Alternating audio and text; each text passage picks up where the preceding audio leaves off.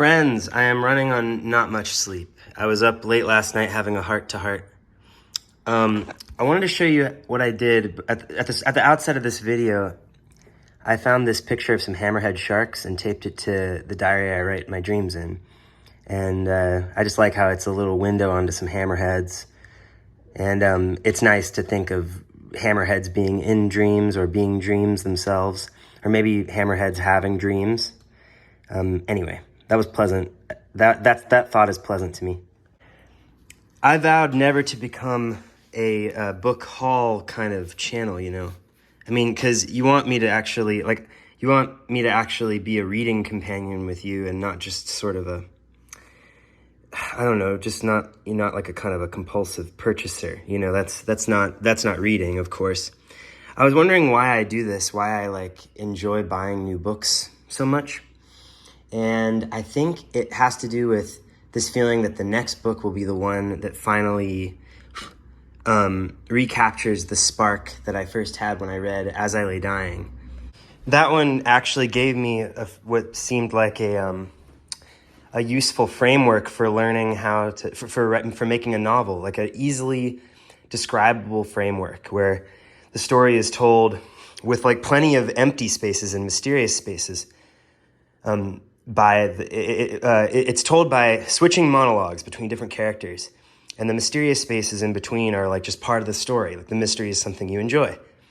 So it has obvious benefits and obvious disadvantages that are also benefits. And I always talk about books making you want to write. And I think I just want to read something that recaptures that spark. And the way to do that is to just read. Of course, I have plenty of books that I'm sure would create that spark, but it's just very, it's very fun, especially when used old books are so affordable, to go and have that experience of feeling like your eyes might just happen upon a book that captures that spark. I'm not talking well today because I was up late last night having a heart-to-heart.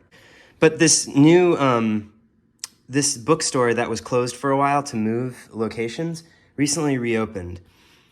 And I went there today because I felt that I was too tired to do anything else, at least for the moment. I'm running on coffee that has some oat milk in it, so at least my stomach isn't upset.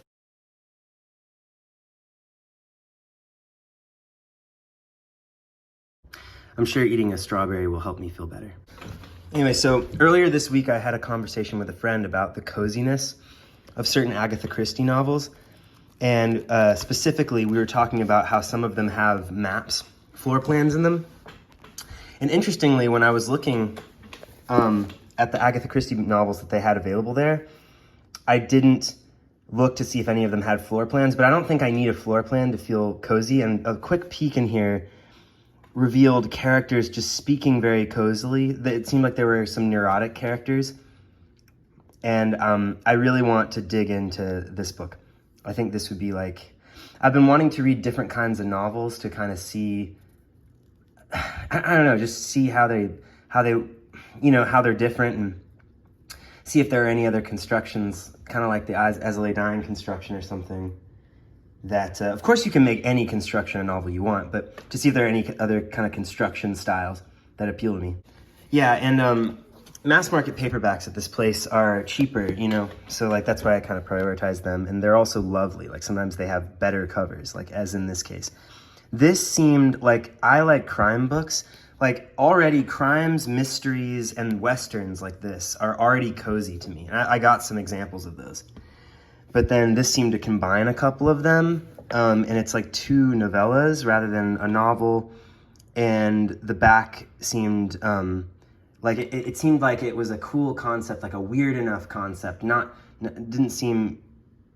It seemed kind of the right mixture of serious and silly, maybe. I'm really excited to read this. Yeah, and a peek into it made it seem like it wouldn't be a chore to read. Yeah. Even though I do talk about reading novels, just novels in general, as a kind of chore. Novels aren't all the same, I don't know. Then I walked by the Western section I'm kind of going in reverse order of when I picked them off the shelves, kind of. But I walked by the Western section and I just saw this and was just like, look, like, and speaking of coziness, it's just, there's an embrace, there's a fur-covered embrace, like in a kind of snowy wasteland, with like on the warm back of like a sturdy horse, with this, like, you know, the cover depicts a really cozy scene. There's the classic picture. The back confirms that it might be a cozy book, and then a peek inside the novel made me really want to read it. I love the way these are written. Like, they're written in a kind of strangely heightened style that is just lovely to read aloud. It's a thing where you can kind of enjoy it ironically, and then also like just sink in and just really genuinely enjoy it, you know, and just sink in and feel like there's a coziness there. You know, survival books were one of the first kinds of books survival books were like some of the first ones I really liked, because I liked the Hatchet ones and stuff like that. I found those ones really cozy, like just the notion of being you know, just focusing on a single cozy day that you have to survive through, and getting to a place, like moments of coziness inside that you know, when you know you're gonna survive. I mean, it's just lovely. And then I also got this crime book here, The High Window. This was by the checkout, and I just was like, oh my gosh, I love the way Raymond Chandler writes. And I already have a couple of other Raymond Chandler books, and this would be a good thing to read today, as I decide what to read today. The most recent thing I read was Monica by Daniel Klaus, which I don't think I'll make a video on until I read it a couple of times more. I have generally not been making videos about like reads of books, because honestly I just haven't been reading books well. Or maybe I've been reading them the same as I used to, but maybe my standards are increasing for me being able to, saying that I want to talk about the contents of a book, actually, which is kind of making my YouTube content worse anyway. But what the hell was I saying? Yeah, this just looks really good. And a peek inside confirmed that it has that same prose I've always loved. And no spoilers. If you see paperbacks that are designed like this, it's nice and small. If you see paperbacks that are designed like this, you know it's going to be good. Look at this, a dead coin collector, like coin collection, like collections. I mean, I collect books to kind of, you know, I collect books. I already empathize with this. I know I'm going to love this. I'll find sentences and scenes in here that I think I'm really going to like. I already enjoy reading Raymond Chandler. I know that. So I just feel like this was more of a sure bet. And then also, speaking of sure bets, this, I read this author, and the best thing by this author is the essays. I think it goes, I mean, like essays and stories. I think it's like essays and stories, right? And then like novels are way down. I always say that. But this is one from like, I think, oh, toast is done. I should eat another strawberry. This one's from like the late 60s. No, it's not. It's from 1975.